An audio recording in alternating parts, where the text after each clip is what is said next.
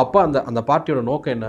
டெல்லிங்கிறது ஒரு political capital இந்தியாவை பொறுத்த வரைக்கும். அந்த இடத்துல இருந்த காங்கிரஸை தூக்கிட்டு பிஜேபியை ஷார்ட் டேர்மாக இல்லாட்டி கூட லாங் டேர்மில் கொண்டு வந்து உட்கார வைக்கணுங்கிறதுக்கு நோக்கத்தில் உருவாக்கப்பட்ட பார்ட்டி தான் ஆம் ஆத்மி.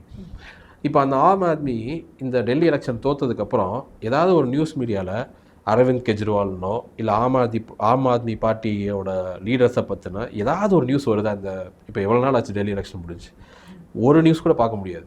இனிமேல் அந்த கட்சி வந்து கொஞ்சம் கொஞ்சமாக அப்படி இல்லாமல் போய் கொஞ்சம் கொஞ்சமாக அதிலிருந்து எல்லாருமே போய் விலகி பிஜேபியில் ஏதாவது கொஞ்சம் பேர் வந்து காங்கிரஸில் போய் சேர்ந்துருவாங்க. அவ்வளோதான், அது அப்படியே முடிஞ்சிடும். ஸோ இந்த மாதிரி உருவாக்கப்படுற கட்சிகளுக்கு எல்லாத்துக்குமே அந்த 3 வருஷம் பாருங்கள், 3 டேர்ம் ஜெயிச்சாங்க. என்ன?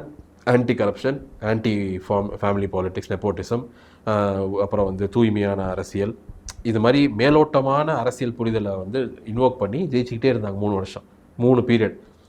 ஸோ இப்போ இங்கே வந்து தமிழ்நாடு எடுத்துக்கிட்டிங்கன்னா இப்போ டிவிகே அப்படின்னு ஒரு பார்ட்டியை நம்ம வந்து பிளான் பண்ணுறாங்க.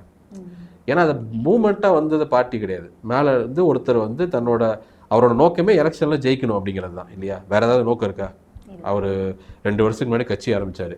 ஏன் 2 வருஷத்துக்கு தெரியல, ஆனா அவரு இப்போ வரைக்கும் வெளியில சொல்லலைங்கிறத தாண்டி கட்சியை ஆரம்பிச்சு டைரக்டாக 2026 எலெக்ஷனுக்கு நிற்கிறதுக்காகவே ஒரு கட்சி ஆரம்பிக்கிறாருன்னா அவரோட நோக்கம் முழுக்க எலெக்ஷனுக்கு மட்டும்தான்.